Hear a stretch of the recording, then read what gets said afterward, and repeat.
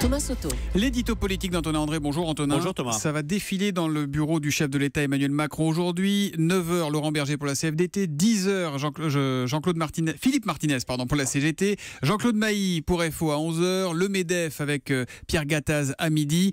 La réforme du Code du travail est sur les rails en tout cas. Alors on va tenter de la mettre sur les rails du côté du gouvernement. Un premier contact à haut risque, d'autant que le candidat Macron s'était montré très véhément avec les syndicats. Oui, ce n'est pas la CGT qui est au deuxième tour de la présidentielle, ce n'est pas la CGT qui va présider le pays. Voilà, cette phrase d'Emmanuel Macron, lâchée en pleine mêlée avec des militants CGTistes à Albi en fin de campagne, résume l'état d'esprit du président.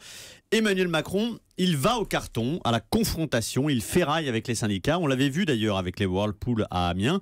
Il assume le bras de fer, il le joue et même il le met en scène. Aujourd'hui, par exemple, les leaders syndicaux ont été priés de venir seuls pour un tête-à-tête avec le président, pas en délégation. Il n'y aura ni le Premier ministre, ni la ministre du Travail.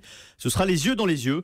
Emmanuel Macron dira jusqu'où il veut aller. Ses interlocuteurs lui diront quelles sont les lignes rouges. Ensuite, ce sera au Premier ministre et à la ministre du Travail de mener les négociations avec un œil sur le chronomètre parce que le président veut aller vite. Et le risque, c'est de clore les négociations avant même de les avoir vraiment ouvertes, que les syndicats repartent furieux de l'Élysée tout à l'heure. Voilà, éviter par exemple de se tromper, n'est-ce pas Thomas, sur le prénom de Philippe Martinez. J'ai dit Jean-Claude, c'était mon prof de droit à l'époque. Philippe Martinez, cette erreur de se tromper sur le prénom du leader de la CGT, un conseiller de l'Élysée l'a fait lorsqu'il l'a appelé vendredi pour lui donner rendez-vous. Alors, au-delà de l'anecdote, il faut, oui, éviter de braquer les syndicats au premier contact. On a bien compris qu'Emmanuel Macron est sans illusion sur l'agrément de la CGT, mais avec la CFDT et FO, il va aborder la discussion en appelant au pragmatisme.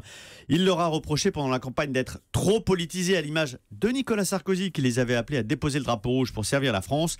Emmanuel Macron va tenter de les associer autour de l'objectif de la relance de l'emploi. Les ordonnances, c'est un casus belli ou pas? C'est un passage en force? Alors, c'est le faux problème de ce début de négo. Les syndicats l'ont intégré. François Mitterrand, en 80, il y avait eu recours aux ordonnances pour la semaine de 39 heures ou la 5e semaine de congés payés.